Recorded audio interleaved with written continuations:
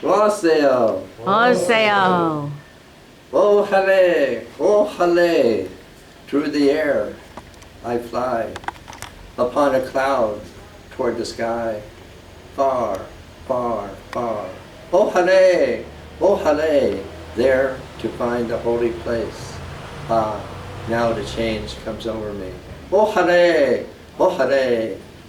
that is the song of Hieronymo. That's how I'm introducing him. Watele is his name. He's of the Bindoneke people of Arizona, southeast Arizona. Last week I had mentioned that these people, well, Americans are calling Apache and all kind of things like that. They are not Indians. They are not Aborigines. They're immigrants seeking asylum. They came across on Chinese ships. They are the Turkoman or Turkman.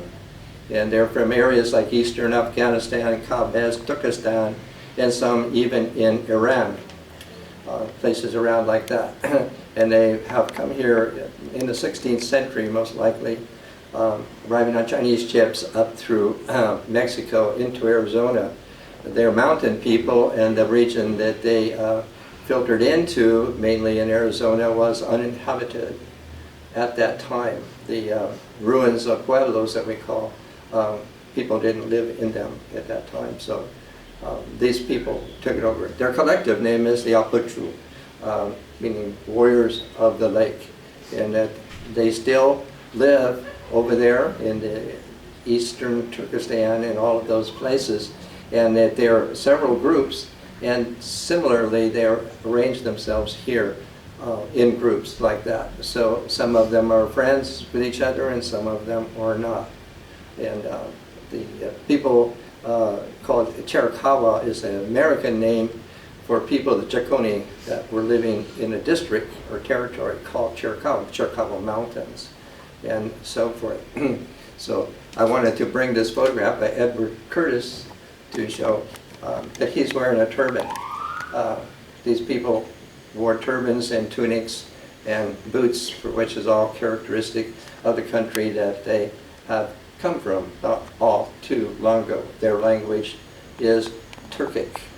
And the name the Americans are calling Geronimo is really, Hieronymo is a Spanish for Saint Jerome. Saint Jerome is the English word, because the Mexicans, when he was bringing a vendetta, what do you call it? Vendetta against the Mexican army who murdered his family like that, and for no cause, under General, what was his name, Corsico, that way. So that's what he did according to his culture, to carry out the vendetta. He was never, these people were never at war with the United States. The United States made war on them, all of that. So I wanted to, whenever I have the opportunity to show this, he almost always wore hair wrap. The Turkic name for turban is tulbang, meaning head wrap, like that. So he almost always wore that around his head. These people never dress up like Indians. They're not Indians, and so forth. So that's what everybody can get to know and think of how that would change everything if you get out from under this Americanistic fables about people.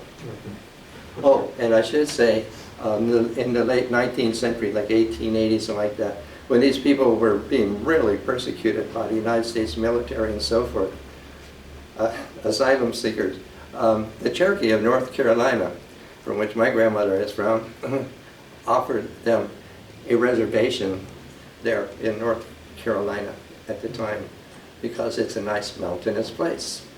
And I think even according to Cherokee lore, that was extended to him personally. Say yay for the Cherokee. Yay for the Cherokee. Okay. And then I want to read this poem by Mary Oliver. Morning poem. Every morning the world is created under the orange sticks of the sun, the heaped ashes of the night turn into leaves again and fasten themselves to the high branches, and ponds appear like black cloth on which are painted islands of summer lilies. If it is your nature to be happy, you will swim away along the soft trails for hours, your imagination alighting everywhere.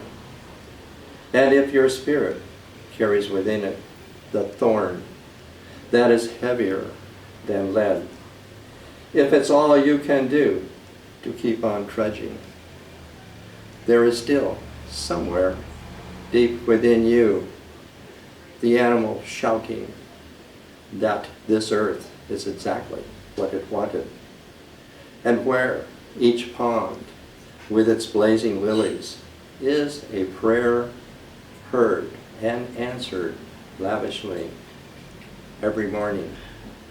Whether or not you have ever dared to be happy, whether or not you have ever dared to pray, to be able to love.